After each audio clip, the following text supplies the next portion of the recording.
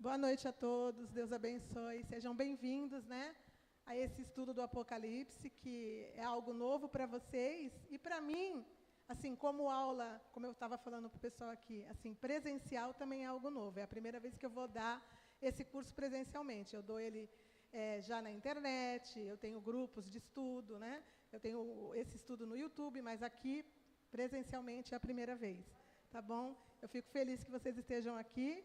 E vamos fazer uma oração para a gente poder começar, Só curvem a cabeça de vocês e vamos pedir para o Senhor dirigir esse estudo, tá bom? Senhor, nosso Deus e nosso Pai, em nome de Jesus, estamos aqui, meu Pai, porque a Tua palavra diz que tudo é para o Senhor.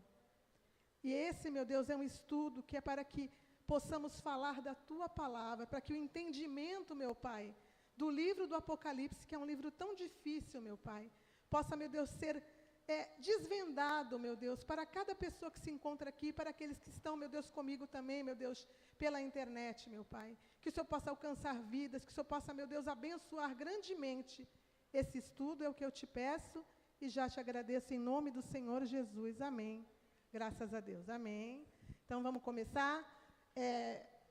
Pode colocar, Edu, por favor, Apocalipse, capítulo 1, a gente vai começar. Vocês estão com a Bíblia aí, vocês podem abrir também no celular, onde vocês quiserem, para vocês acompanhar. Ou, se vocês quiserem só ler aqui também, fiquem à vontade, tá bom? Então, vamos começar. Tudo certo? Posso começar? Então, vamos lá. Revelação de Jesus Cristo, que Deus lhe deu para mostrar aos seus servos as coisas que em breve devem acontecer, e que ele, enviado por intermédio do seu anjo, notificou ao seu servo João. Então, a gente está vendo aqui que essa revelação é a revelação do próprio Jesus.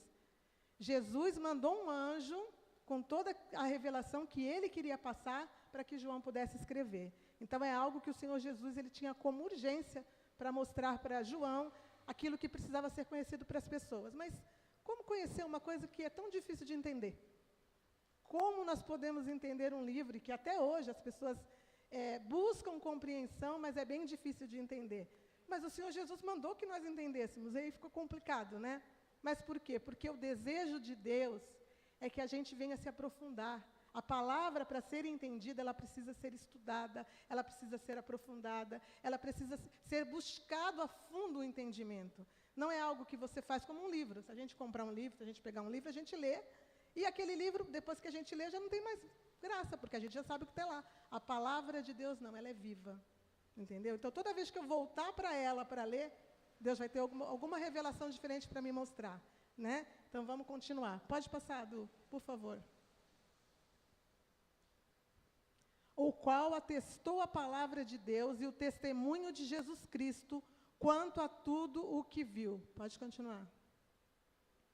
Bem-aventurados aqueles que leem e aqueles que ouvem as palavras da profecia e guardam as coisas nelas escritas, pois o tempo está próximo. Aqui a gente tem mais uma coisa interessante. Primeiro, uma bênção para aqueles que leem. É um único livro, como eu falei aqui na sexta, quem estava aqui ouviu, é o único livro da Bíblia que tem uma bênção. Deus ele disse que todo aquele que lê é bem-aventurado, ou seja, Deus tem uma bênção para a pessoa. O que é bem-aventurado? Feliz. Feliz aquele que conhece essas profecias dos últimos dias. Por que o Senhor quer que a gente conheça? Porque Ele quer que a gente venha saber qual é o propósito dEle. Muitos têm medo do livro do Apocalipse, Às vezes acontece catástrofe, a pessoa fala, o Apocalipse e tal, virou até uma palavra que nos denota catástrofe. E, na realidade, está até aqui escrito, Apocalipse significa, se vocês olharem aí, significado de Apocalipse, significa revelação. Então, não é uma catástrofe, mas as pessoas tomaram esse nome, porque toda vez que acontece alguma coisa, estamos no Apocalipse. Por quê? Porque é um livro que as pessoas têm medo. Mas nós não temos que ter medo, nós temos que conhecer para entender o que o Senhor quer nos mostrar. E aqui é interessante a gente olhar também que ele fala assim, o tempo está próximo. Como assim o tempo está próximo? Esse livro, ele foi escrito por volta do ano 90 a 95 depois de Cristo, primeiro século. E ali já está dizendo para nós que estava próximo. É algo interessante, não é? Por que próximo? Porque o tempo de Deus não é como o nosso, certo? a palavra nos mostra que Deus ele conta o tempo de forma diferente. Um dia, a Bíblia fala, um dia para Deus é como 1000 anos e 1000 anos como um dia, certo? E Deus deixou determinado que o ser humano reinaria sobre a terra por 6 dias. E o que são 6 dias? São 6.000 anos, né? E o último milênio, que seria o 7º milênio, será o milênio do Senhor Jesus. O milênio em que o Senhor Jesus vai reinar aqui na terra com a humanidade, certo? Que estamos prestes a acontecer isso já, né? Mas é interessante a gente olhar que quando a igreja iniciou, né, lá no dia de Pentecostes, depois que o Senhor Jesus morreu, ali estava se entrando nos 2 últimos dias do tempo do homem no reinado da terra. Então, por que o Senhor fala que o tempo está próximo?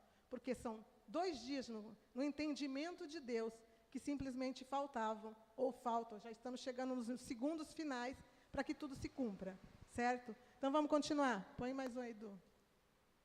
João, as 7 igrejas que se encontram na Ásia. Graça e paz a vós outros, da parte daquele que é, que era e que há de vir, e da parte dos 7 espíritos que se acham diante do seu trono. Se vocês olharem aí no estudo de vocês, versículo 4, está escrito aí.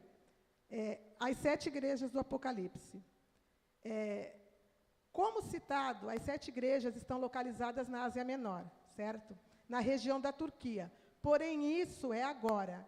Na época que João escreveu o livro do Apocalipse, por volta do ano de 90 a 95, como eu falei para vocês, toda aquela região pertencia ao Império Romano. A Turquia veio a se tornar nação em 1920, depois do fim do Império Turco-Otomano. Aquela região foi conquistada por Alexandre o Grande, do Império Grego, sendo depois o lugar que era conhecido como Anatólia, dividida em reinos heleníacos. A Betínia, a Capadócia, o Pérgamo, o Ponto. Depois foi conquistada pelo Império Romano, que em certo momento da história se dividiu em Império Romano Ocidental e Império Romano Oriental, cuja capital era Constantinopla, e caiu em 1453 pela invasão dos otomanos. Por favor, coloca a primeira imagem, por gentileza. Aqui a gente tem, vou subir aqui só para mostrar para vocês, tá? Aqui a gente tem a Turquia, hoje, né, a Turquia, né? E aqui está as cidades onde as 7 igrejas do livro do Apocalipse, que existiram de fato de verdade, estão ainda hoje. Ainda existem as ruínas dessas cidades, nessa região da Turquia, que na época não era a Turquia. A época ela fazia parte, como eu li para vocês agora, do Império Romano. O Império Romano que dominava a época onde o Senhor Jesus nasceu. Lembra que o Império Romano, que era o império que dominava aquele lugar? Então, tudo aqui era Império Romano. Então, aqui está, Pérgamo, Tiatira, Sardes, Minas, Filadélfia, Laodiceia, Éfeso. Aqui é a ilha de Patmos. Próximo também, onde João foi exilado e escreveu o Apocalipse, né? Então, vocês estão vendo aqui as cidades onde as igrejas do Apocalipse se encontram. Vamos continuar. Pode continuar na palavra, por favor. Deixa eu só ver aqui.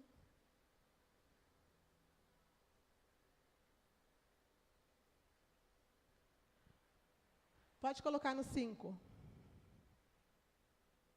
Isso. E da parte de Jesus Cristo, a fiel testemunha, o primogênito dos mortos e o soberano dos reis da terra, aquele que nos ama e pelo seu sangue nos libertou de nossos pecados. Você vê que aqui está sempre mostrando que tudo isso vem da parte do Senhor Jesus. Ele está revelando isso. Ele quis que se revelasse isso. Ele quer que nós entendamos, né, esse acontecimento. Coloca para mim a imagem do Império Romano para mostrar para eles. Ó. Aqui era a região do Império Romano, onde o Império Romano dominou, entendeu? Se vocês se localizarem aqui, vocês vão ver que aqui é a Itália, ó, dá para conhecer, né? Aqui é a Europa, tem partes da Ásia, aqui é o Oriente Médio, aqui é onde fica hoje Israel, hoje não, naquela época já ficava, né? Aqui é a Arábia Saudita, o Egito. Então, o Império Romano ele dominou uma grande parte da Europa, partes da Ásia, e aqui a parte onde fica Israel hoje. O Império Romano foi um império muito grande, né? Mas ele já veio depois de outros impérios que foram sendo dominados, né?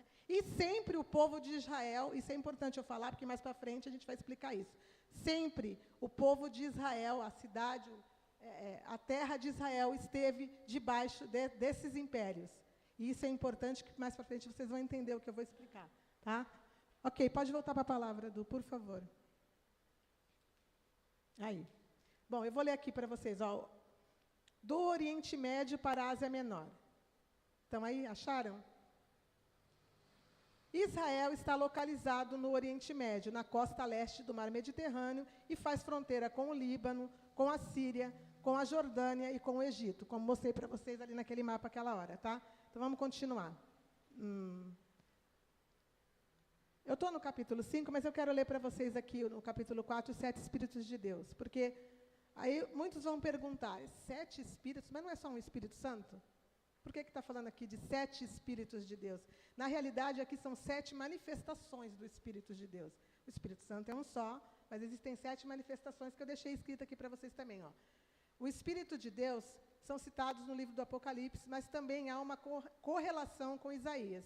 Aí tem o Espírito do Senhor, o Espírito da sabedoria, o Espírito do entendimento, o Espírito do conselho, o Espírito de poder, o Espírito do conhecimento e o Espírito do temor do Senhor. Tá? Vamos continuar lendo agora. Vocês estão entendendo, gente? Então, né? Então, vamos continuar. Isso.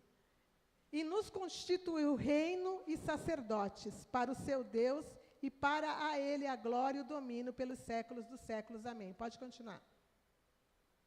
Eis que vem com as nuvens, e todo o olho verá, até quantos transpassaram. Aqui esse versículo é interessante, porque ele está dizendo ali que ele vai vir com as nuvens e todo o olho verá. E existe uma certa confusão aqui, principalmente quando as pessoas que acreditam que é...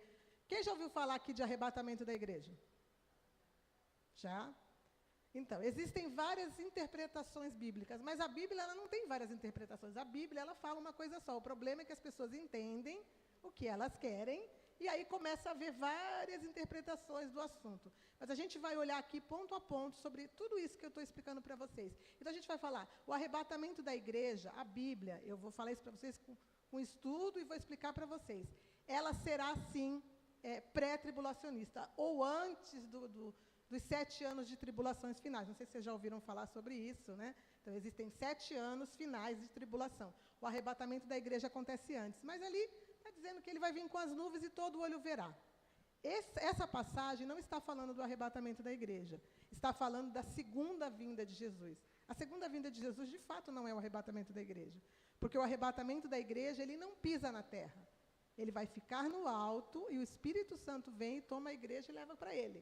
Entendeu? Mas quando ele voltar na segunda vinda, a gente vai ver isso lá no final do Apocalipse, bem explicadinho, ele vai pisar na terra. Ele vai vir pelo povo de Israel, ele vai vir para destruir o reino, que é o último reino do anticristo. Então, ele vai aparecer entre as nuvens e todo o olho verá, até aqueles que os transpassaram. E quem transpassou Jesus? A gente sabe que na cruz, ele foi transpassado por uma lança, né? Quem conhece essa passagem?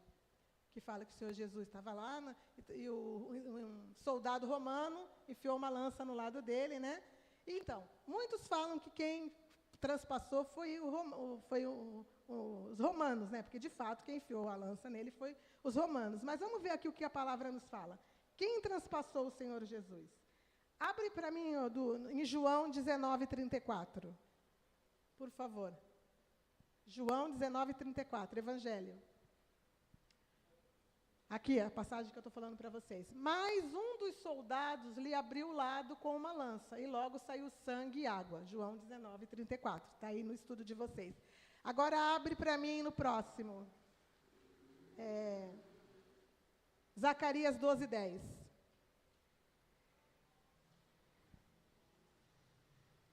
Aqui a gente vai ver quem realmente, para Deus, foi aquele que transpassou o Senhor Jesus. Ó. E sobre a casa de Davi, e sobre os habitantes de Jerusalém, derramarei um espírito de graça e de súplicas. Olharão para aquele a quem transpassaram. Pranteá-lo-ão como quem pranteia por um unigênito, e chorarão por ele, como se chora amargamente pelo primogênito. Então, sobre a casa de Davi. Quem é a casa de Davi? O povo de Israel. O povo de Israel é a casa de Davi. Então, quem é considerado por Deus aquele que transpassou o Senhor Jesus? Não foi os soldados, não foi o Império Romano. O Império Romano foi a mão que eles usaram. Porque o Senhor Jesus foi morto pela mão dos romanos. Mas quem mandou matar o Senhor Jesus foi o povo dele. Foi o povo de Israel, foi o povo judeu. Entendeu? Então, quem transpassou o Senhor Jesus foi eles. Então, todos que estarão vivos, né, no período que o Senhor Jesus voltar, né, depois no final da grande tribulação, verão ele vindo com as nuvens. Mas ele está falando com o povo de Israel. Porque o povo de Israel rejeitou o Messias dele, que é o Senhor Jesus. Rejeita até hoje. Eles estão esperando o Messias ainda.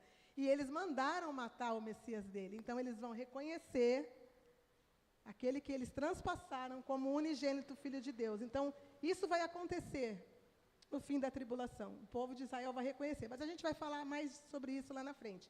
É só para a gente continuar aqui dando sequência. Quem transpassou o Senhor Jesus, tá? Vamos continuar. Du, pode continuar no versículo, acho que agora é o 7, né? Põe aí, por favor. Vê aí. Deixa eu ver. Isso, já li. Pode pôr o 8.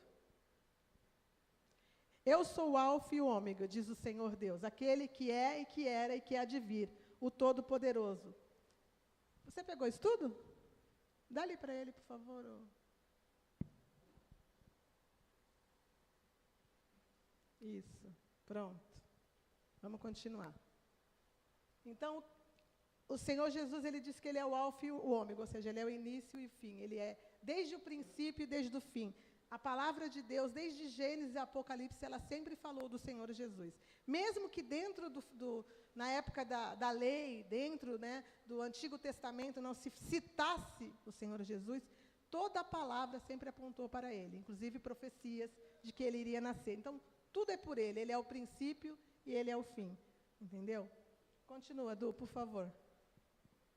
Eu, João, irmão vosso e companheiro na tribulação, no reino e na perseverança em Jesus Cristo, achei-me na ilha de Patmos, chamada Patmos, aquela que eu mostrei para vocês, fica ali do ladinho da Turquia, por causa da palavra de Deus e do testemunho de Jesus. Pode continuar, Du. Achei-me em espírito no dia do Senhor e ouvi por detrás de mim grande voz como de trombetas. Deixa eu segurar aqui. Pode continuar. Dizendo, o que vês escreve em livro e manda às 7 igrejas de Éfeso, Esmirna, Pérgamo, Tiatira, Sardes, Filadélfia e Laodiceia. São as cidades onde estavam aquelas igrejas que eu mostrei para vocês agora na Turquia. Então, ele está dizendo para ele receber o que vai ser revelado para ele e escrever em livros. Na realidade, não era livro, né? Porque naquela época não tinha livro, né? Eles escreviam em pergaminhos. A tradução para nós é que colocou livro. Isso é importante falar, né? Mas mais para frente eu vou explicar por quê. Continua, por favor. Voltei-me para ver quem falava comigo, e voltado, vi 7 candeeiros de ouro. Pode prosseguir. E no meio dos candeeiros, um semelhante ao Filho do Homem, com vestes talares e cingido à altura do peito com uma cinta de ouro. Este era Jesus, tá? Pode continuar.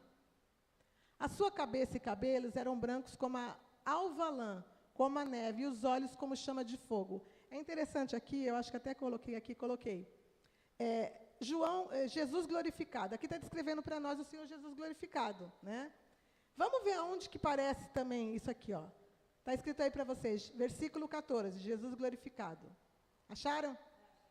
Essa visão lembra os acontecimentos do Monte da Transfiguração, em Mateus 17:1. Põe para mim Mateus 17:1, Du. Acredita-se que o monte em questão foi o Monte Tabor. Então, teve um momento que o Senhor Jesus, vivo aqui na terra, ele teve um momento de transfiguração no monte, né? A gente vai ler aqui. Deixa só ele colocar. 6 dias depois, tomou Jesus consigo Pedro e os irmãos Tiago e João e os levou em particular a um alto monte. Continua. E foi transfigurado diante deles, e o seu rosto resplandecia como o sol, e as suas vestes tornaram-se brancas como a luz. Continua. E eis que lhes apareceram Moisés e Elias falando com eles. Então, aqui, diante dos olhos dos discípulos naquela época, existiu essa transfiguração, ou seja, o Senhor Jesus aparecendo em glória, como ele está aqui, né, diante de João, no livro do Apocalipse. Pode voltar, Du, para o Apocalipse. Versículo 15 agora, né? Os pés semelhantes ao bronze, polido como que refinado numa fornalha, e a voz como voz de muitas águas. Tinha na mão direita 7 estrelas, e da sua boca saía-lhe uma afiada espada de 2 gumes. O seu rosto brilhava como o sol em toda a sua força. Então, ele tinha na mão direita 7 estrelas, e da sua boca saía uma afiada espada. Essa afiada espada, ela aparece de novo lá em Apocalipse 19. Até coloquei aqui, 19 e 15. Não precisa abrir, vocês deixam aí, porque quando a gente chegar lá, eu vou explicar tudo com detalhes. Eu cito, porque é importante citar, né? Essa passagem de Apocalipse 19 e 15 é justamente quando ele vier, no final, que eu falei, na segunda vinda dele, que ele vai vir pelo povo de Israel e ele vai descer na terra. O que significa essa espada de 2 gumes que sai da boca do Senhor Jesus? É a palavra dele. O Senhor Jesus vai derrotar o anticristo, todos aqueles que não quiseram nada com ele, com a palavra que sai da sua boca. Por quê? Porque o julgamento da palavra de Deus vai cair sobre eles. O juízo de tudo aquilo que está descrito, que as pessoas não deram valor, que as pessoas não quiseram ouvir, vai cair sobre eles. Então, por isso, uma espada de 2 gumes que sai da boca dele. É a palavra dele. Então, ele destrói, ou seja, ele julga, ele vai dizer, vocês estão sendo destruídos pelaquilo que vocês fizeram, porque vocês sabiam que a palavra dizia para não fazer. Vocês estão conseguindo entender como... Não é difícil, mas o problema é você entender o significado daquilo que está sendo passado. Tá? E aí aqui está falando para nós assim, tinha na mão direita 7 estrelas. 7 estrelas, o que será isso, né? Vamos continuar para mim no versículo 17. Quando vi, caí com os meus pés como morto, porém ele pôs sobre mim a mão direita, dizendo, não temas, eu sou o primeiro e o último, né? O alfa e o ômega. Continua. Escreve, pois, as coisas que vistes, e as que são, e as que hão de acontecer depois dessas. Então, escreve as coisas que vistes. João foi discípulo de Jesus desde garotinho. Então, ele viste, ele viu tudo o que aconteceu. Ele viu o ministério do Senhor Jesus, ele viu quando a igreja iniciou, ele viu quando Jerusalém foi destruída com fogo no ano 70, ele viu a perseguição da igreja, ele viu tudo o que aconteceu com os discípulos, a morte, até porque João, ele foi o último discípulo a morrer. Os discípulos foram morrendo pelo meio do caminho, sendo mortos pela justiça do Evangelho, morreram perseguidos. Aí a morte deles tem de várias formas, mas todas catastróficas, entendeu? Morreram pendurados na cruz, um de cabeça para cima, um de cabeça para baixo, perderam cabeça, foram colocados dentro de panelas com óleo fervendo. Então, os discípulos morreram de forma muito cruel, entendeu? Para poder levar o Evangelho para nós hoje. Então, às vezes a gente passa uma coisinha tão pequena, né, e acha que está tão difícil, mas se a gente parar para pensar aqueles que foram do primeiro século da Igreja de Cristo no início, passaram para que o Evangelho chegasse até nós, a gente vê que não. Que, na realidade, a gente hoje está até tranquilo, né, perto daquilo que eles passaram. Lógico que nem todos têm que ser mártires. Existem aqueles que a Bíblia diz que serão mártires e existem aqueles que não serão. Mas isso é bom para a gente parar para pensar que, por amor de Jesus, Jesus morreu por nós, passou por um monte de coisa. Os discípulos, para levar o Evangelho adiante, passaram por um monte de coisa. Então, a nossa luta, diante de tudo isso, ela não é grande. Nós temos que confiar no Senhor, porque ela é pequena, né? Diante de tanta coisa. Vamos continuar. Quanto ao mistério das 7 estrelas que vistes na minha mão direita e os 7 candeeiros de ouro, as 7 estrelas são os anjos das 7 igrejas. E os 7 candeeiros são as igrejas. Então, as igrejas são as 7 igrejas, que eu acabei de mostrar para vocês, e as 7 estrelas são 7 anjos. Mas anjo, o que é isso? Na realidade, são os pastores ou os líderes que estavam naquele período sobre a igreja. Em que período? No período que João recebeu o livro de Apocalipse. Entendeu? Então, existiam 7 igrejas que vieram do tempo, desde o início da igreja, sendo perseguidos, foram saindo de Israel. Por quê? Porque começou uma perseguição com a igreja dentro de Israel ainda. O próprio povo de Israel perseguiu a igreja. E o Império Romano também perseguiu a igreja. Então, eles foram tendo que sair de onde eles estavam. Saíram da região de Israel, foram se mudando até chegar na região da Turquia. Então, as igrejas não estavam ali à toa, estavam ali por quê? Porque muitos tiveram que fugir por causa da perseguição. Então, as igrejas elas foram tendo que se afastar de Israel. Até porque no ano 70, a gente vai chegar nessa parte também, eu vou explicar com mais detalhes para vocês, no ano 70, Jerusalém ela é destruída. né? Ela é invadida e ela é destruída. Então, aqueles que estavam vivendo naquele lugar tiveram que fugir, porque senão seriam mortos. E muitos foram mortos, né, nesse período. Mas a gente vai chegar lá e eu vou explicar para vocês com detalhes, tá? Então, vamos começar agora a falar sobre as igrejas. 1:20. Pode continuar, Du, por favor. Ao anjo da igreja em Éfeso, escreve. Já estamos no capítulo 2, tá? Estas coisas diz aquele que conserva na mão direita as 7 estrelas e que anda no meio dos 7 candeiros de ouro. Então, Jesus conserva na mão direita dele os servos, os pastores, que são líderes daquela igreja, e conserva também as igrejas. Mas isso também é uma simbologia. Existiam as igrejas? Existiam. Existiu o povo daquela igreja? Existiu. Existiu o pastor ou o líder que estava sobre ela? Existiu. Mas isso não é só para a igreja naquele período. Isso é para a igreja dentro do período desses quase 2.000 anos que a igreja já está existindo, e para cada um de nós como pessoa, entendeu? Então, esse exemplo de igreja, ele nos mostra aquilo que o Senhor tem mostrado que acontece no meio das igrejas, no decorrer do tempo, na vida de cada um de nós como igreja e na igreja daquele período. Vamos entender o que eu estou querendo dizer, tá? Então, vamos lá. Eu vou ler aqui para vocês, ó. Observação. Acha aí para vocês que eu vou ler aqui. Acharam? As igrejas realmente existiram e as cartas foram escritas para a direção e ensino dos líderes e de todos os que faziam parte dela naquela época. Porém, também são de forma espiritual e direção e ensino para cada cristão em todo o tempo da igreja. E também fala do período de tempo em que a igreja tem vivido dentro de seus aproximadamente 2.000 anos. Vou dar um exemplo para vocês aqui, mas depois eu vou explicar com calma. Exemplo. Sabemos que a igreja de Laodiceia, que é a 7ª ou a última igreja, representa a última igreja antes da vinda do Senhor Jesus para arrebatar a noiva. A gente vai ver isso quando a gente falar da 7ª igreja, tá? Então, vamos continuar. Versículo 2, por favor. Conheço as tuas obras, tanto o teu labor, lembrando que ele está falando com o líder da igreja, que é a primeira igreja, que é a igreja de Éfeso, tá? Então, vamos lá. Conheço as tuas obras, tanto o teu labor como a tua perseverança, e que não podes suportar homens maus, e que pusestes à prova os que a si mesmos se declaram apóstolos e não são, e os achastes mentirosos. Eu coloquei para vocês aqui, ó, um significado de apóstolo. Está escrito aqui, falsos apóstolos. Deixa eu virar aqui.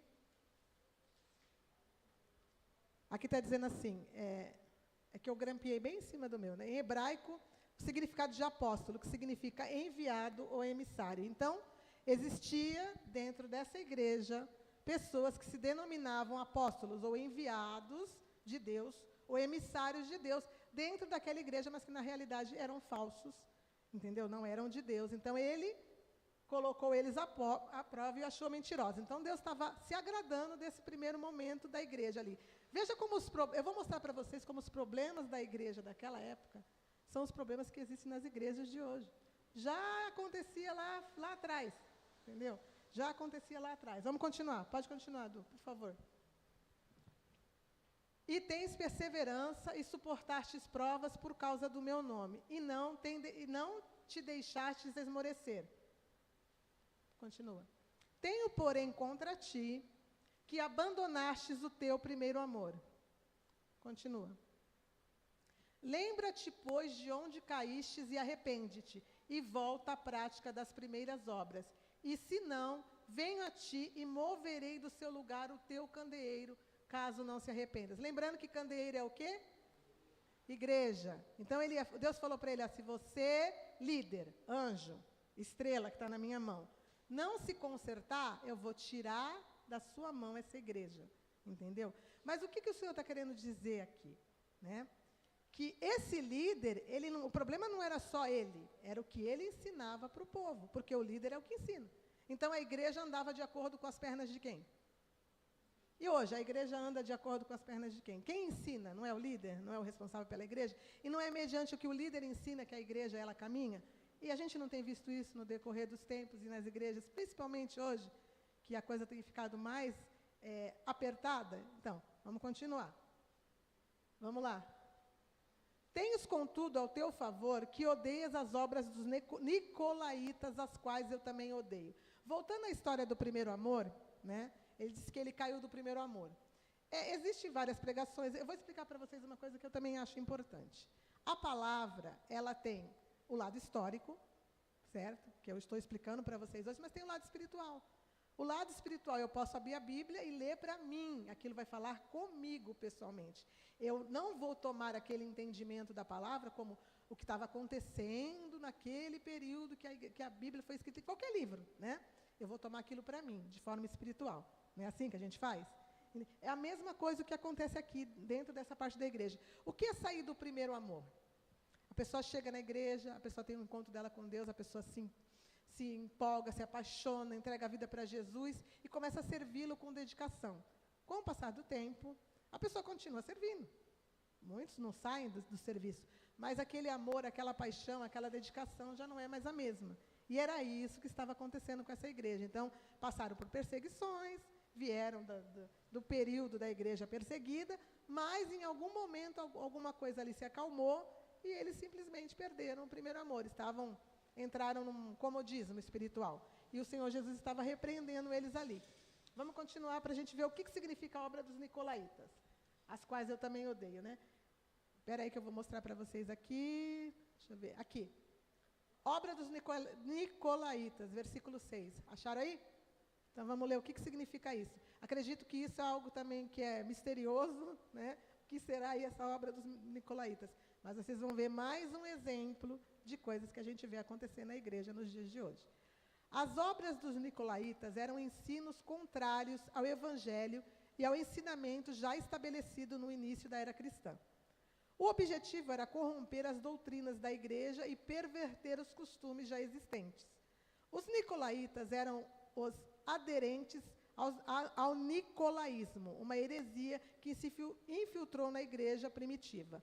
O nicolaísmo era uma heresia que defendia a ideia de uma hierarquia dominante dentro da igreja. Esta heresia tem influenciado o pensamento de muitos religiosos que pensam galgar degraus na escada da fama, da fortuna e da força. Vocês acham que isso aqui é parecido com alguma coisa que a gente vê hoje? Então, mas isso já existia também naquela época. Vocês veem como que são as coisas? Já existiam pessoas que tinham interesse de fazer com que aquela igreja que era a obra do Senhor Jesus, se tornasse algo que trouxesse glória para eles, que trouxesse benfeitoria para si próprio, que trouxesse honra para si próprio, que trouxesse poder aquisitivo para si próprio. Então, desde o princípio, a gente sabe que a igreja... Por isso que isso aqui, essas cartas, não são só a representação daquela igreja, é a representação da igreja de todos os tempos, entendeu? Então, hoje, quando vocês começarem a ler o livro de Apocalipse de novo, vocês vão entender tudo com outros olhos, vocês vão ver como é simples, mas simples, quando a gente começa a entender tanto o lado histórico, como o lado espiritual, e como aquilo que o Senhor quer nos mostrar como revelação. A gente só consegue entender a palavra de Deus entendendo o que a história nos mostra, isso em tudo, gente, tudo. Se eu quero entender o que aconteceu com Jesus na época que o Senhor Jesus nasceu, eu preciso estudar o que o Império Romano fez, o que o Império antes dele fez, que foi o Império Grego, o que aconteceu desde o primeiro Império. Tudo precisa ser estudado, porque senão não tem como a gente entender a palavra. Por isso que cabe a nós, que desejamos compreender a palavra de Deus, ter interesse, buscar de fato, entendeu? Porque senão a compreensão ela realmente fica rasa e a gente passa a não compreender aquilo que Deus quer para nós. Ah, mas eu tenho que entender da história. Para eu entender a Bíblia, eu preciso saber o que acontecia na época que a Bíblia estava sendo escrita. Não tem como eu não buscar isso se eu quiser entender.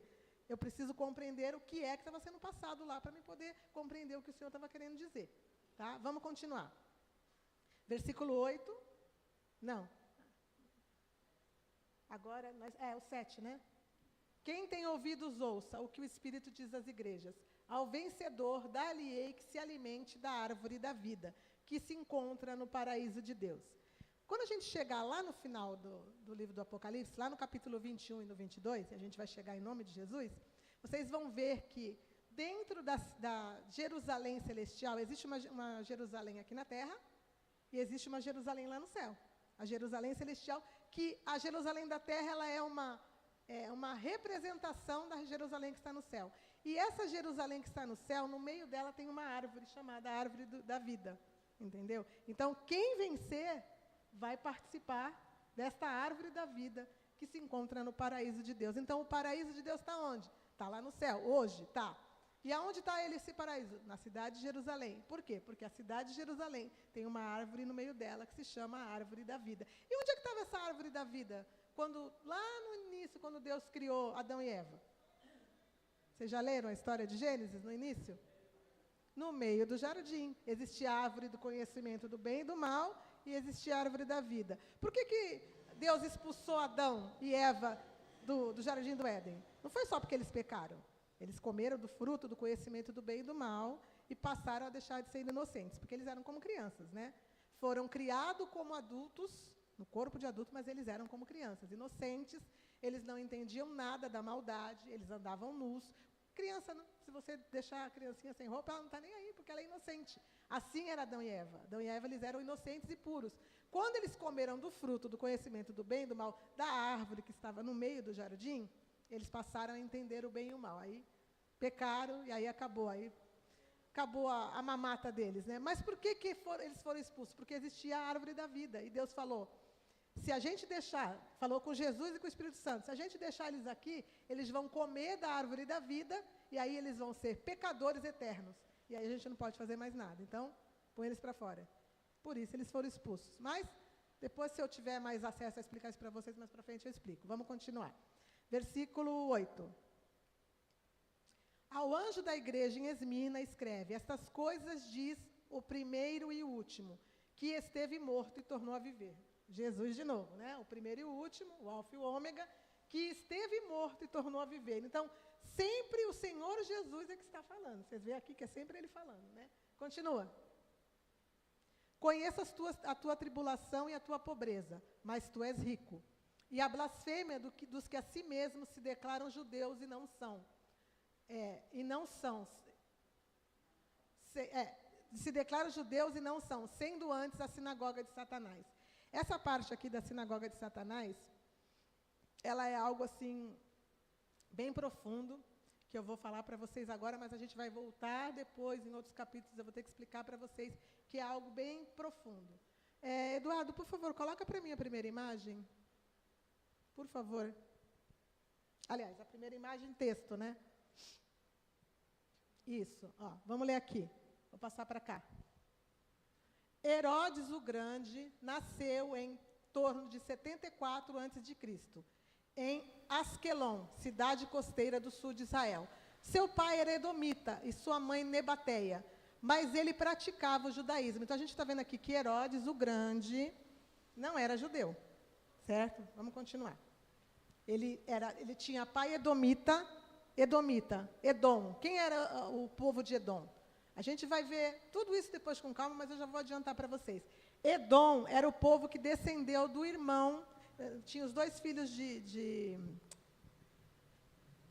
Isaac, né? Jacó e Esaú. Então, os descendentes de Esaú, porque Jacó tinha promessa, certo? Esaú não. Esaú foi rejeitado por Deus. Então, os filhos de Esaú, eles são os descendentes, são o povo de Edom. Então, o povo de Edom são os descendentes de Esaú, irmão de Jacó. Então, o povo de Israel veio de Jacó, as 12 tribos e tal. E o povo de Esaú são os edomitas. Então, ele era edomita, então ele não era judeu. Ele não era das 12 tribos de Israel, certo? Vamos continuar. Mas ele praticava o judaísmo. Depois que toda a sua família, que tinha boas ligações com Roma, se converteu, mas ele nunca se sentiu realmente aceito pela elite da época. Por toda a sua vida, Herodes fez média com romanos e com judeus, numa busca quase infantil pela aprovação dos dois lados. Isso levou a ser mediador perfeito entre ocupantes e ocupados, mas nunca o tornou imune às críticas. Nossa, que barulheira, né? O que eu quero mostrar para vocês aqui? Quem era Herodes o Grande?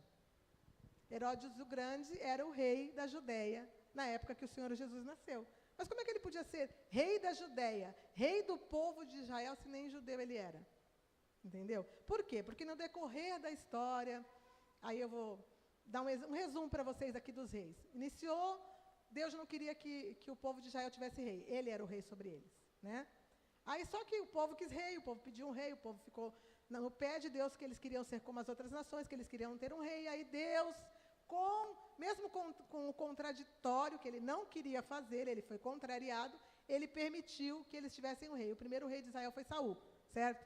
Saul entrou muito bonitinho, com um coração muito bom, muito maravilhoso, porque ele servia a Deus. Mas o que acontece com o poder? Por isso que eu falo que o ser humano sempre é o ser humano, do mesmo jeito. O poder corrompe. E quando ele se viu com o poder na mão, ele esqueceu daquilo que ele era, aquela pessoa humilde que Deus escolheu, e ele passou a ter um coração perverso, um coração que se afastou de Deus, certo? E aí Deus ungiu Davi, e aí veio Davi. Davi já tinha um coração segundo o coração de Deus, mas mesmo sendo rei, pecou, tudo que vocês já conhecem a palavra. Depois de Davi veio o quê? O filho dele, Salomão. Salomão foi o último rei de Israel como um todo. Entendeu? Por quê? Israel ele existia como as 12 tribos, era um país só, uma nação só. Mas com o filho depois que o filho de Salomão assumiu, por causa do pecado de Salomão, a nação foi dividida. Então, 10 tribos ficaram para o norte e 2 tribos para o sul.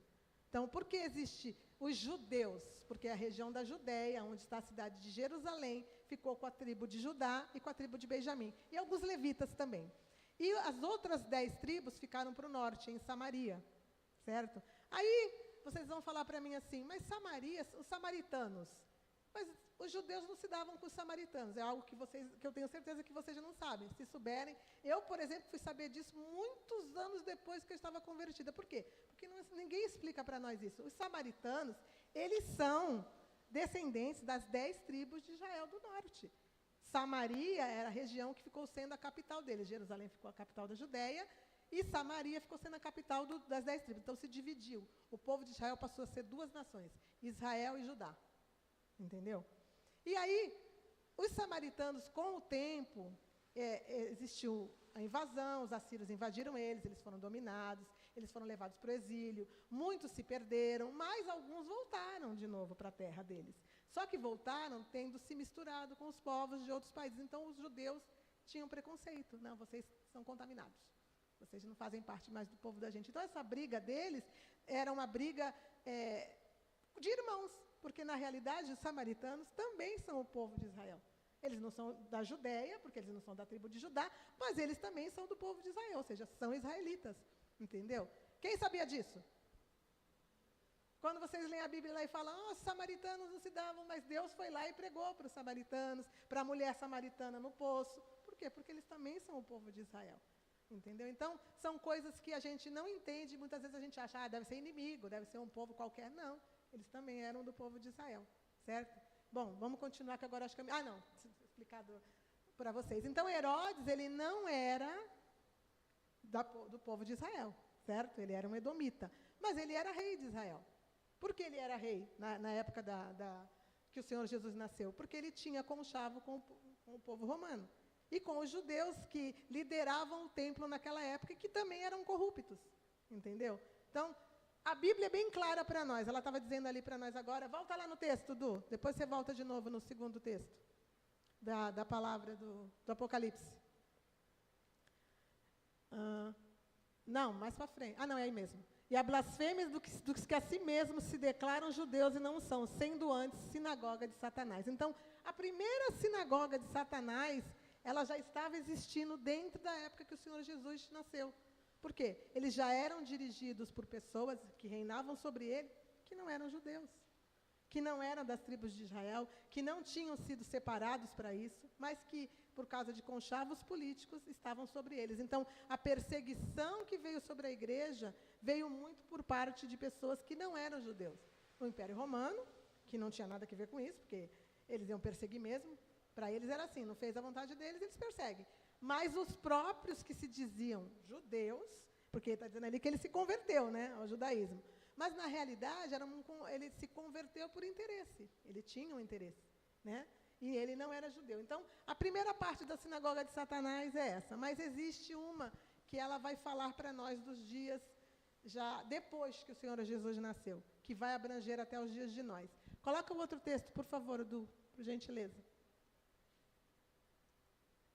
Aqui. Em 450 AD, Annus Domini, isso aqui está contando o tempo direto, sem ser antes de Cristo e depois de Cristo. Existe uma contagem de tempo que é Annus Domini, porque vem do zero e vai até os dias de hoje, sem você parar no meio ali, dividindo os dois tempos. Então, é Annus Domini. Então, em 450 AD, uma das tribos bárbaras da Europa estava começando a mostrar sinais de inquietação. Esta tribo era chamada de Casares. Dentro dos próximos 200 anos, os Casares formariam a maior e o mais poderoso reino do leste da Europa. Eles teriam poder supremo por causa de 200 anos, ranking do poder com o califado muçulmano e do Império Bizantino. O Império Bizantino é a continuação do Império Romano, tá? Quando o Império Romano, depois de muitos séculos, ele começou a ruir assim. Primeiro ele se dividiu, como eu li para vocês no texto aí. Ficou sendo o Império do Oriente e o Império do Ocidente. Até que chegou o Império do Oriente, se chamava Bizantino. Aliás, do Ocidente se chamava Bizantino. Então, aqui está falando do Império Bizantino, é o Império Romano, mas já no final, quando ele já estava quase para serem vencidos e perderem o poder. Então, vamos continuar. Do seu reino, de aproximadamente 1 milhão de quilômetros quadrados, fronteira com o mar de Aral, leste de Kiev. Kiev, lembra para vocês o quê? Kiev. Hoje dá para saber, gente. Kiev não é a capital da Ucrânia? A guerra, gente. Então, fala muito sobre Kiev hoje, né? Então, perto de Kiev, nos estepes da Ucrânia, lá, a oeste da montanha do Cáucaso, no Mar Negro, ao sul do Ural, das montanhas do norte. Então, eu vou subir aqui para mostrar para vocês. Aqui é um mapa da Europa Oriental e da Ásia. Está dividido aqui. Certo? Aqui fica a Rússia hoje, aqui está no antigo, né, nos nomes antigos. Aqui fica a Rússia hoje e aqui fica justamente a Ucrânia, entendeu? Os países do Oriente da Europa e da Ásia ali, né? E aqui, bem aqui na descidinha, aonde na época que teve a Arca de Noé, a Arca de Noé parou, né? Quem sabe onde ela parou?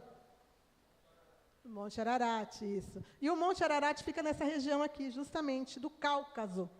Bem lá no alto do mundo mesmo. Na região próxima à Turquia, nessa região. E nessa região aqui foi como começou de novo a população do mundo. Noé parou com a arca, né? Desceu ele, a mulher e os 3 filhos com as suas mulheres. E ali começou a povoar o mundo de novo, gente. Lembrando que o dilúvio destruiu toda a terra, né? E aqui começou de novo a população do mundo, e dentro deste povo, conforme foi se multiplicando, essa região apareceu um povo chamado povo casário. Esse povo era um povo que eles tinham parte com o diabo, eles serviam ao mal, entendeu? Eles eram pessoas que serviam a Satanás. Naquela época já, eles eram bárbaros, eles matavam as pessoas, eles judiavam das pessoas, eles tinham sérios problemas com os vizinhos, porque os vizinhos não gostavam deles, porque eles eram povos terríveis. Tanto é que você não ouve falar desse povo na história, certo? Mas só que tem um probleminha, né? Conforme eles brigaram demais com o povo em volta deles, por quê? Porque eles eram perversos e o povo queria destruí-los. Então, o povo da Rússia, os czares russos iam contra ele, as regiões dos países, os próprios muçulmanos da época iam contra ele, certo? Porque eles eram cruéis. Só que o que eles fizeram? Eles falaram, a gente precisa se disfarçar, porque senão a gente vai ser destruído, certo? O que a gente vai fazer? A gente vai se converter a alguma religião desse povo, porque para a gente poder ficar no meio deles. Então, o que eles escolheram? Vamos se converter ao judaísmo. E eles se tornaram judeus, convertidos, igual o Herodes, entendeu? Por interesse, certo? Coloca na próxima imagem, por favor.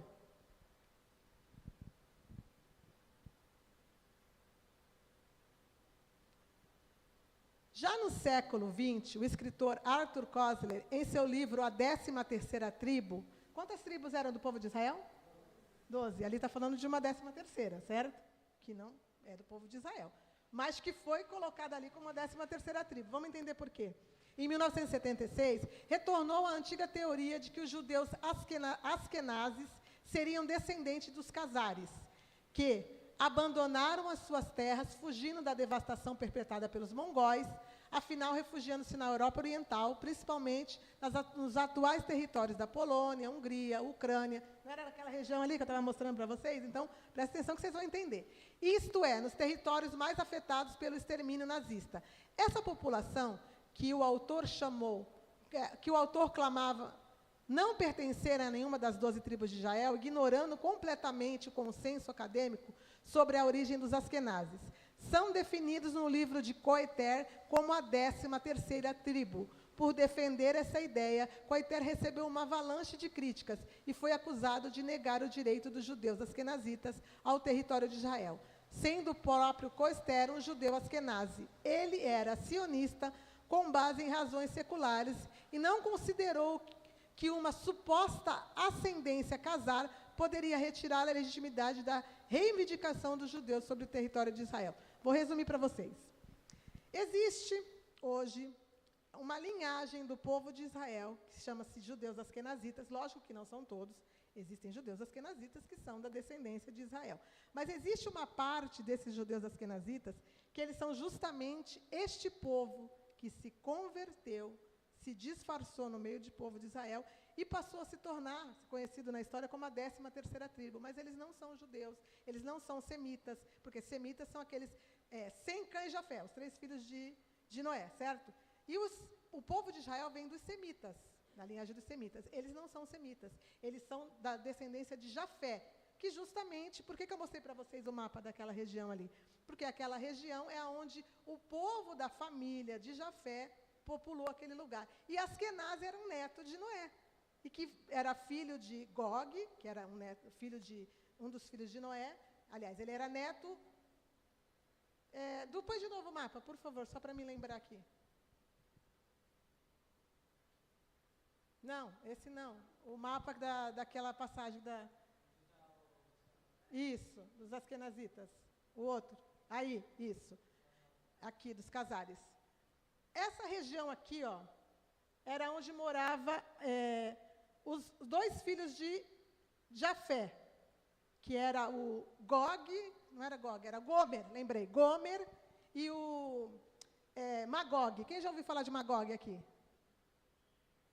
Gog da terra de Magog. As pessoas falam muito dessa guerra. Quem já ouviu falar? Que dizem que é a última guerra. Mas, na realidade, esses askenazitas, eles eram descendentes tanto de Magog como de Gomer, os 2 filhos de Noé. E justamente o nome que eles tomaram para eles, para chamar, eram de askenazitas. Por quê? Porque eles moravam na mesma região, séculos depois, da onde vieram o povo de Askenazi.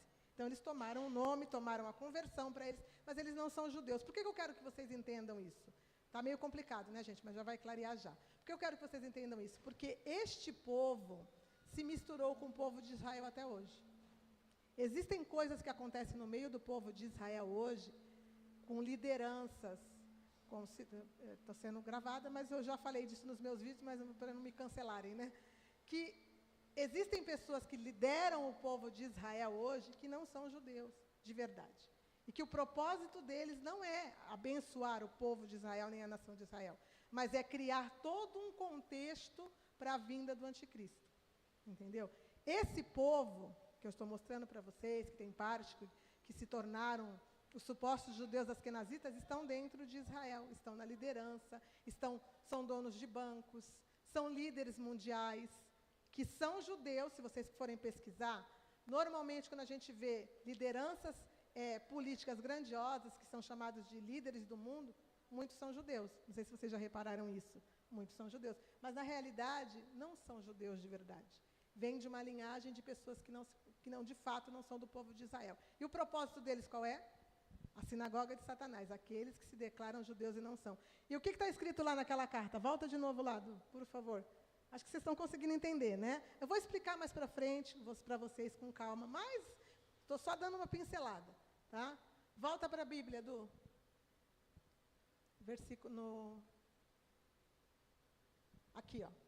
Aqueles que se declaram judeus e não são, sendo antes a sinagoga de Satanás. Então, isso, lembra que eu falei que aconteceu na igreja do passado, mas também é para os dias de hoje? É porque existe todo um projeto do mal. Vocês acham que o diabo ele veio desde os primórdios da terra, que ele está brincando em serviço. Não, o propósito dele é criar um reino para o anticristo. Isso não vai acontecer só nos últimos 7 anos. Isso já vinha acontecendo desde a época de Jesus. A própria palavra fala que o império da iniquidade já operava desde aquela época. Né? E o iníquo só não entrou até hoje, por quê? Porque a mão de Deus ainda o detém, não chegou o momento. Né? Mas vai chegar. Mas o reino dele está sendo projetado desde os primórdios, com pessoas, com reinos, com servos que ele colocou dentro da história para fazer com que aquilo caminhasse para o propósito dele. Vocês estão conseguindo entender? Estão conseguindo entender? Então, eu vou fazer um comentário para vocês aqui, que eu falei nos meus vídeos, é até meio polêmico, mas eu vou fazer.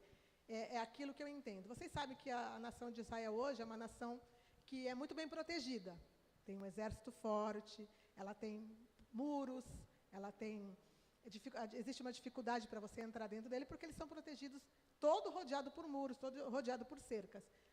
E o que aconteceu no dia 7 de outubro de 2023? Vocês acharam que foi algo normal? Entrou lá um monte de terroristas, de forma fácil.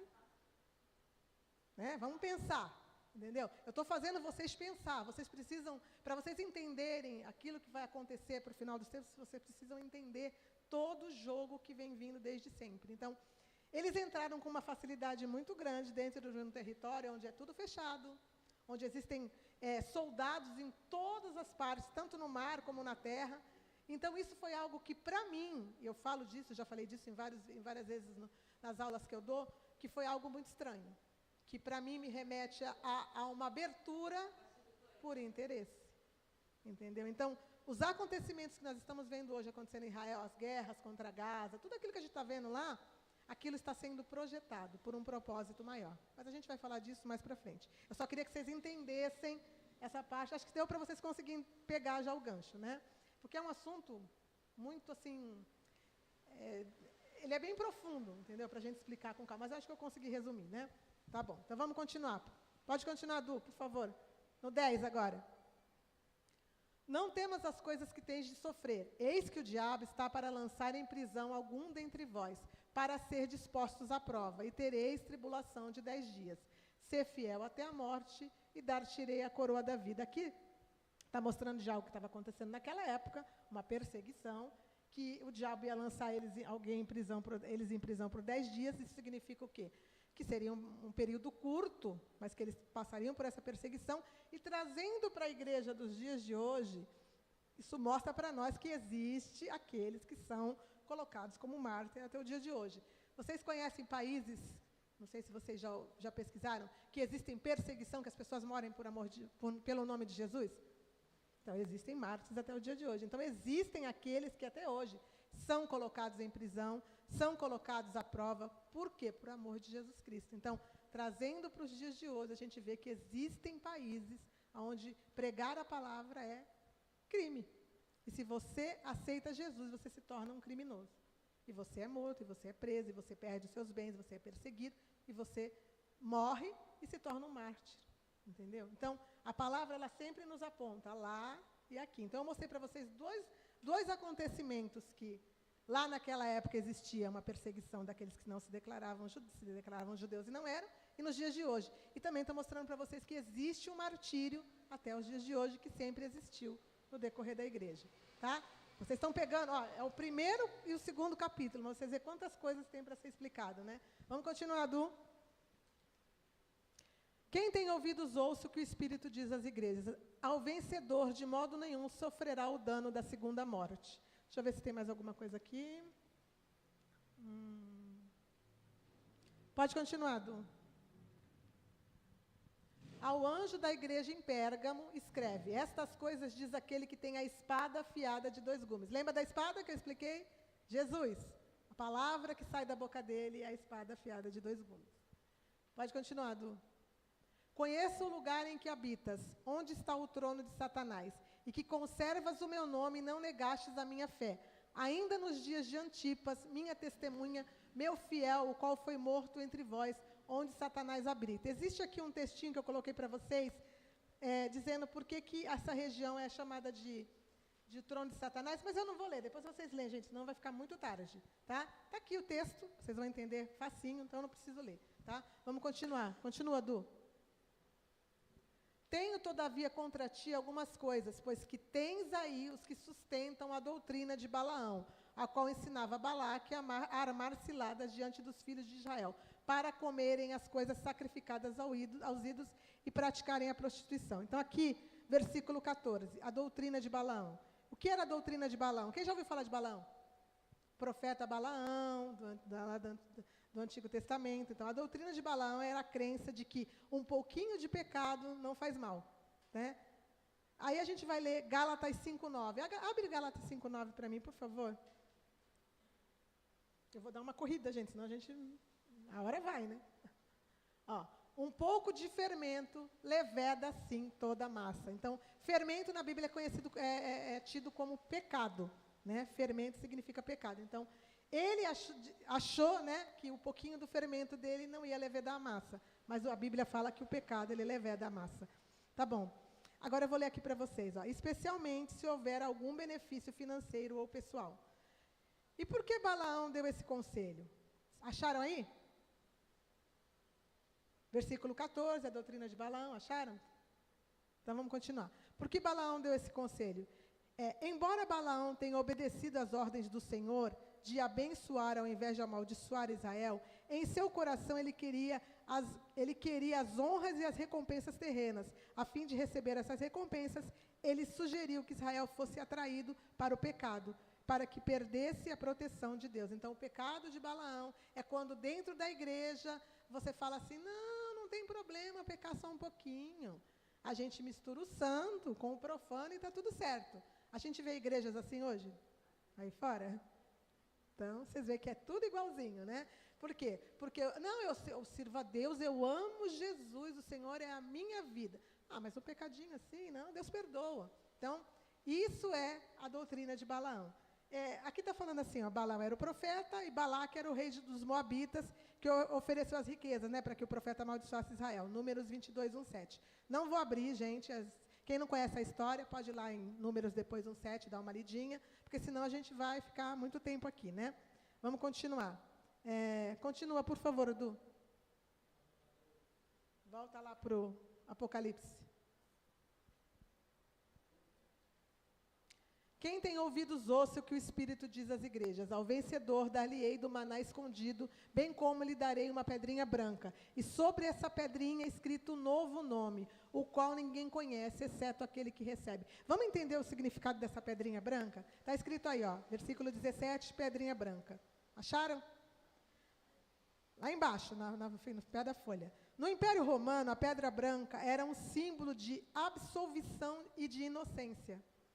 Era dada aos julgados que eram absolvidos de acusação. O que o Senhor Jesus vai fazer conosco quando a gente estiver com Ele? Absolver a gente dos nossos pecados, né? Espera aí, só beber um pouquinho de água, gente.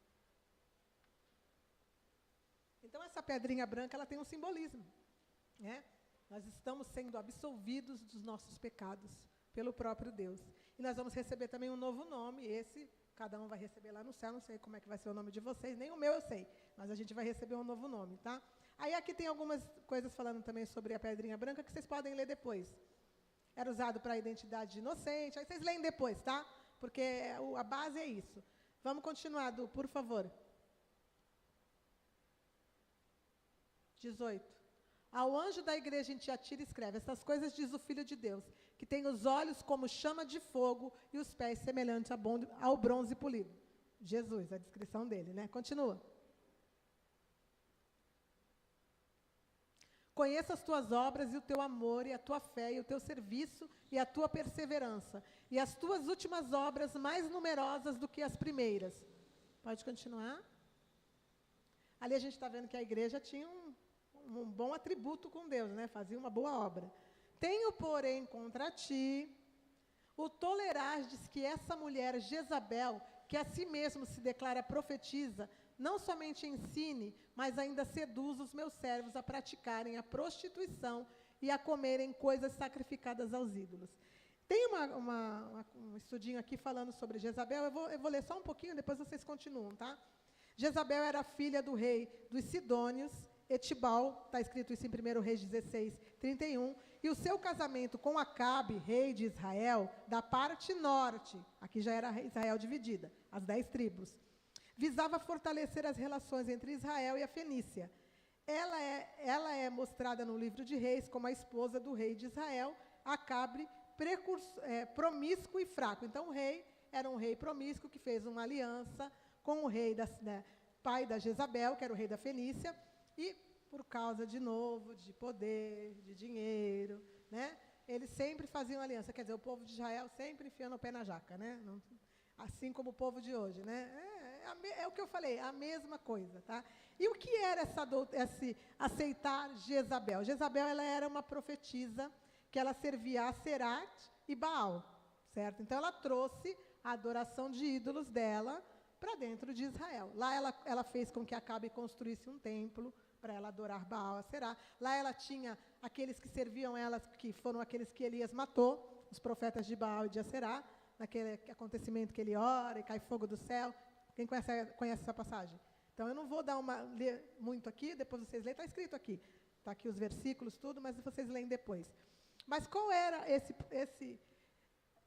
aceitar Jezabel? É justamente o que acontece dentro de muitas igrejas. Você trazer para dentro da igreja a adoração a outros deuses. Mas tem isso? Tem doutrinas que não são doutrinas bíblicas e que muitas vezes estão dentro de igrejas. Ele não está falando da Jezabel ali, ele está falando daquilo que ela representava, porque ela entrou dentro de Israel e trouxe para dentro de Israel a doutrina dela. Ela era uma profetisa, sim, mas uma profetisa que servia a outros deuses. Então, muitas vezes, dentro de igrejas, a gente vê que... Eu não estou aqui falando mal de igreja, gente, eu estou dando um exemplo como as igrejas, elas, desde o princípio, elas são, entendeu? Sempre existiu isso. Dentro da igreja, muitas vezes, existem pessoas que se dizem profetisas, que dizem que servem a Deus, mas estão trazendo para dentro da igreja doutrina de demônios. Então, a gente tem que vigiar muito. Para isso, a gente tem que conhecer a palavra. Por quê? Porque a Bíblia fala que os últimos dias seria o tempo de maior engano que a igreja passaria. Então, o vigiar é muito importante. Existe sonhos, visões e profecias? Lógico que existe, a Bíblia fala isso, né? Mas a gente tem que vigiar com as doutrinas do diabo. Então, essa igreja, ela tolerava o ensino de demônios dentro dela. Entendeu? Por isso que está escrito ali que eles toleravam Jezabel. Vamos continuar. Dele tempo para que se arrependesse. Ela, todavia, não quer arrepender-se da sua prostituição. Essa prostituição é a prostituição espiritual. Não é a prostituição física. Entendeu? Por quê? Deus, ele considera que aquele que serve a ele e vai ali passear um pouquinho com outros deuses, que está se prostituindo, que está adulterando, que está traindo ele, né, com outros deuses. Então, prostituição. Pode continuar. Eis que a prostro de cama, bem como em grande tribulação os que com ela adulteram, caso não se arrependam das obras que ela incita. Então, a gente está vendo aqui que, naquela época, alguém sofreu algum problema lá, né? E aqueles que seguiam ela também. Mas dentro da igreja, que é o que nos interessa hoje, isso significa que aqueles que fazem isso vão sofrer. Deus vai trazer juízo para eles. Olha lá, prostro de cama, esse que é o apóstolo de cama. Então, Deus está falando que ele vai trazer juízo sobre pessoas que fazem isso. Essas profetisas, vamos usar profetisa, mas pode ser homem ou mulher, que trazem doutrinas satânicas para dentro da igreja do Senhor. E aqueles que adulteram com ela, que não se arrependerem, terão grande tribulação. Então, a gente vê que, muitas vezes, dentro das igrejas, as pessoas carregam tribulações espirituais, porque acabam fazendo aliança com o mal. Mesmo sem saber, muitos não sabem. Por que não sabem?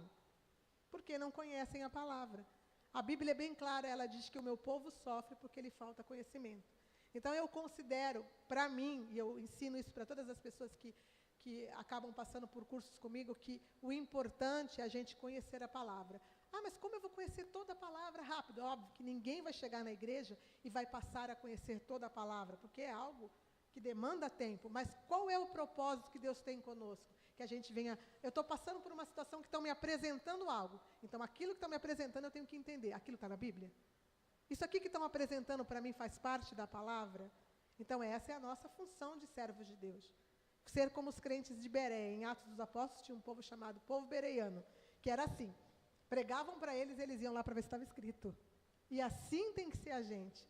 Se pregam para nós a palavra, a gente tem que ir buscar se isso está escrito na palavra.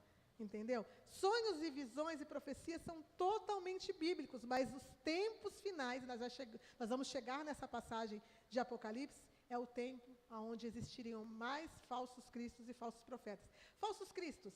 Cristo significa ungido, a palavra Cristo significa ungido. Ungido. Então, existiriam pessoas se colocando como ungidos, mas que seriam falsos, e profetas, que se colocam como profetas, mas também são falsos, certo? Eu quero mostrar para vocês uma coisa que eu acho que é importante. Do abre para mim, acabou o 22? Tem mais algum? Continua, no final eu falo do que eu quero. Continua. 23. Matarei os seus filhos e todas as igrejas conhecerão que eu sou aquele que sonda mentes e corações, e vos darei a cada um segundo as vossas obras. Então, matarei os seus filhos, significa que toda a herança da igreja que veio praticando isso, o Senhor vai matar. Matar como? Com a espada que está lá no início, que sai da boca dele. Então, seremos julgados pela palavra. Se fizemos o certo ou se fizemos o errado, tudo está na palavra. Se eu fiz o errado e vou dizer para Deus assim, mas eu não sabia, Ele vai dizer para mim, está escrito. Por que você não foi saber? Então, esse é o ser julgado pela palavra que sai da boca de Deus. E isso vai acontecer. Por isso que a gente tem que vigiar e buscar o conhecimento da palavra. O que vocês estão fazendo aqui é muito importante. Vocês estão passando a entender coisas que vocês não entendiam da palavra, que vai fazer com que vocês venham vigiar daqui para frente. Eu tenho certeza disso. Né? Continua, Du. Acabou? 23. Digo, todavia, a vós outros, os demais de Tiatira, há tantos quantos não têm essa doutrina, e que não conheceram, como eles dizem, as coisas profundas de Satanás. Outra carga não jogarei sobre vós. Então, dentro dessa igreja, tinha um povo que não praticava a mesma doutrina. Dentro da igreja, lá, tinham pessoas que falavam, opa, eu não, estou vigilante. Então, a gente tem que ser vigilante hoje. Nós estamos dentro do corpo da igreja de Cristo. Independente de placa, de ministério, nós somos o corpo da igreja de Cristo. Então, nós temos que ser aqueles que vigiam. Ah, está todo mundo fazendo. Como diz, as pessoas gostam de dizer, né, que as mães falam, eu não sou todo mundo, você não é todo mundo. Então, temos que, ainda que a gente eu não tenho que criticar. Se a pessoa me perguntar e eu puder ensinar, eu vou. Mas não cabe a mim julgar nem criticar. Mas, opa, para mim isso aí não serve, não. Não, está de boa, está tudo certo. Mas eu não vou praticar aquilo que a palavra do meu Deus condena. Então, esses que ali está mostrando para nós é que dentro da igreja vai existir sempre aqueles que não vão praticar. Vai ter aqueles que vão se separar dentro da igreja e que vão olhar e falar, isso aí não é para mim, não. Eu não quero misturar a minha fé com o santo com o profano, né? Porque o santo é o separado para Deus. E o profano é aquilo que contém o pecado. Então, eu não vou misturar a minha fé com aquilo que não é de Deus. Tá? Continua, Du. Acabou agora? Tão somente conserva o que tens até que eu venha. Acho que agora acabou o capítulo 2, né? Não? Continua. Ao vencedor que guardar até o fim as minhas obras, eu lhe darei autoridade sobre as nações. Continua. É mesmo, falta essa parte. E com cetro de ferro as regerá, e os reduzirá em pedaços, como se fosse objeto de barro. Eu gosto muito dessa passagem, gente. Eu até... Cetro de ferro. Está aí. A última parte aqui, ó, da folha. Ao que vencer, reinará com o Senhor Jesus com cetro de ferro. Em Apocalipse 19:15, não precisa abrir, eu vou chegar lá com vocês no final, a Bíblia fala que o Senhor Jesus vai reger as nações com cetro de ferro. E a igreja do Senhor Jesus vai reger as nações com cetro de ferro junto com ele. Isso também está escrito em Apocalipse 12. A gente vai chegar lá também. Eu vou mostrar para vocês como a igreja vai reger com Jesus as nações com cetro de ferro. Mas isso é para as outras aulas, porque não tem como explicar tudo agora. Acabou agora? Assim como também eu recebi de meu Pai, dar-lhe-ei ainda a estrela da manhã. A estrela da manhã está na última folha, realmente. Vira lá. Lhe darei a estrela da manhã. Continua. Agora acabou? Quem tem ouvidos, ouça o que o Espírito diz às igrejas. Quem é essa estrela da manhã? Em Apocalipse 22:16, a palavra mostra que o Senhor Jesus Cristo ele é a estrela da manhã. Ele é a estrela da manhã hoje. mas existiu outro, que no passado foi a estrela da manhã. Abre Isaías 14 para mim, 14 e 12. Anota que esse aí eu não coloquei, gente. Isaías 14 e 12. Ó, como caíste do céu, ó estrela da manhã. Olha lá.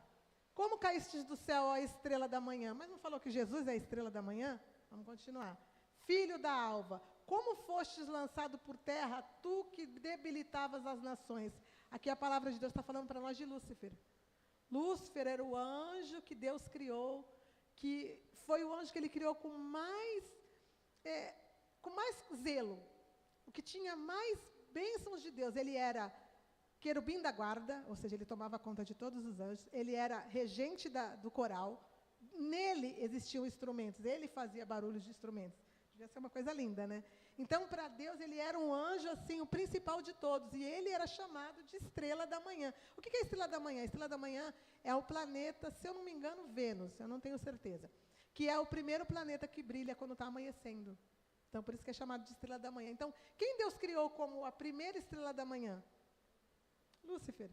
Mas ele caiu. Ó, como caístes do céu, ó estrela da manhã. Então, essa estrela caiu. Ela foi lançada por terra. E quem hoje ocupa o lugar de estrela da manhã? O Senhor Jesus. Ele é a nossa estrela da manhã. Amém? Então, só que eu quero mostrar para vocês agora uma coisinha. Abre para mim em Joel 2, 28, que eu acho importante a gente falar. E aí eu já vou encerrar, gente, que já demorei bastante, né? Ó.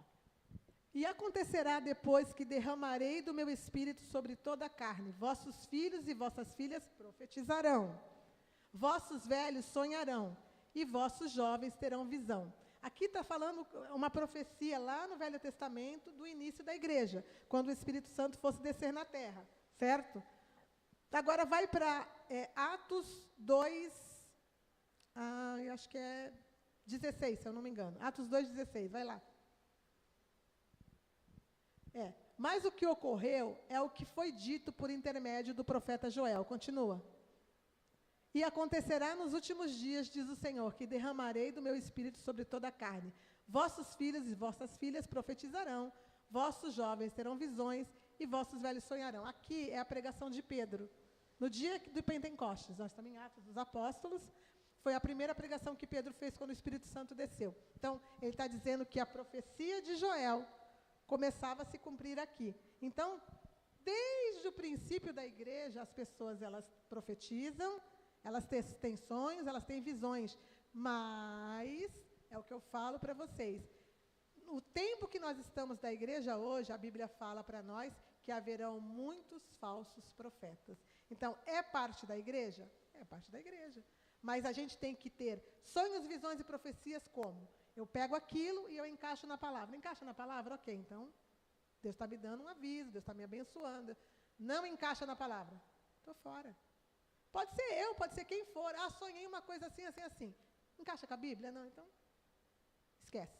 Por quê? A gente não pode esquecer que Satanás, Lúcifer, e os anjos caídos são anjos.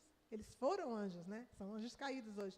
E eles conhecem, gente, todo o propósito de Deus. Então, muita gente que acaba participando de doutrinas do diabo, ela tem sonhos, visões e profecias que elas acreditam que vêm do Senhor, mas elas esquecem de ir procurar na palavra, se aquilo faz parte da palavra ou não. E aí é onde começa todo o engano que a gente vive. Toda a confusão que a igreja tem vivido hoje, ela está dentro desse engano. Por quê? Porque, mas está escrito na Bíblia. Está escrito na Bíblia, lógico, que teriam isso. Lá no início da igreja, então, sempre teve, desde o começo. Não é uma coisa de agora, porque está escrito que as pessoas sonhariam nos últimos dias. Não, não é nos últimos dias. É desde o início da igreja. Tá? Mas que nos últimos dias teriam falsos profetas, seria a multiplicação de falsos profetas. Isso é aquilo que as pessoas têm que se preocupar. Nós precisamos buscar na palavra o entendimento daquilo que nós temos para hoje. Tá bom? Bom, a gente terminou nossa aula de hoje. Foi bem longa, né? Mas eu espero que vocês tenham entendido tudo que eu expliquei para vocês. Eu também quero agradecer aqueles que estiveram na internet comigo. Que Deus abençoe todos vocês. Deus abençoe.